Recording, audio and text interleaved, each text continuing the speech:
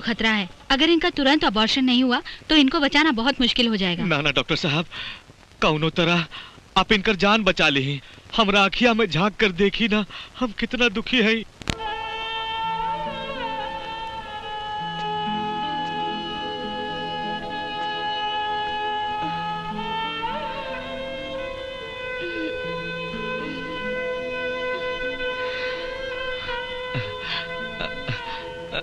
गौरी बेटिया, कैसा हाल चाल है? अरे ना ना ना, उठे की कोशिश मत करा, उठे की कोशिश मत करा।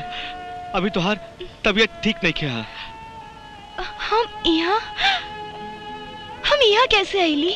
अरे का बताई बचवा, भगवान जैसे तोसे रूस गईल। हाँ, पहले तोहर बाप के देहांत हो गईल, फिर गांव वाले तोहके बाहर निकाल देलन, और अब तोहर बच्चा। का भइल हमरे बच्चा के? हमरा बच्चा का भइल? कल्लू मामा।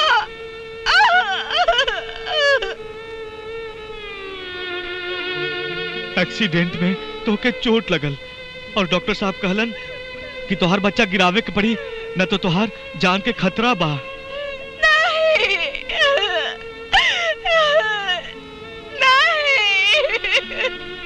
अरे वो तो अच्छा भइल कि हम जीप पर चढ़ के आवत रहनी है, न तो तू सड़क पर गिरल पड़ल तो हर का हाल होत।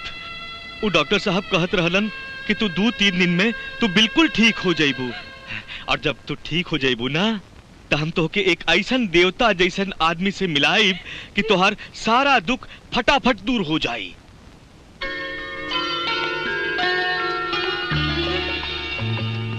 प्रणाम ठाकुर साहब, गमछा बिछाई के। खुसरा कल्लू, का हाल बा? गौरी, एह गांव में कहाँ तवा चढ़ल बा और कहाँ चूल्हा नइखे जलत, इनका पूरा पता बा। अरे औरतन के इतना मदद कैले हवन, इतना मदद कैले हवन कि हम का बताई भाई।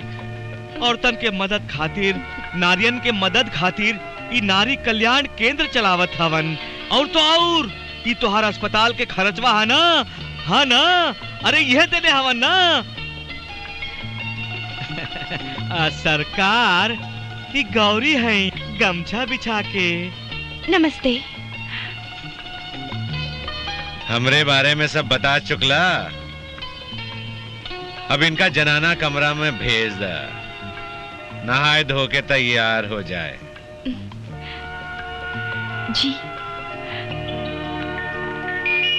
कल्लू, जितना कहले रहला, ये तो उहू से ज्यादा खूबसूरत चिड़ई हो।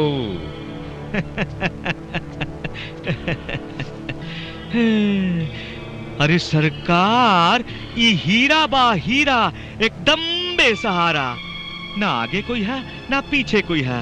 अरे हुजूर, एक बार स्वाद ले ली ना तो जिंदगी भर ना भूलब। दिल तो इनका चखे बिना ही दीवाना हो गईल। आज तू हमके खुश कर देला। इला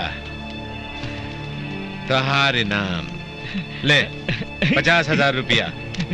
अरे सरकार, हम कबहू आपसे सौदा कैले हैं?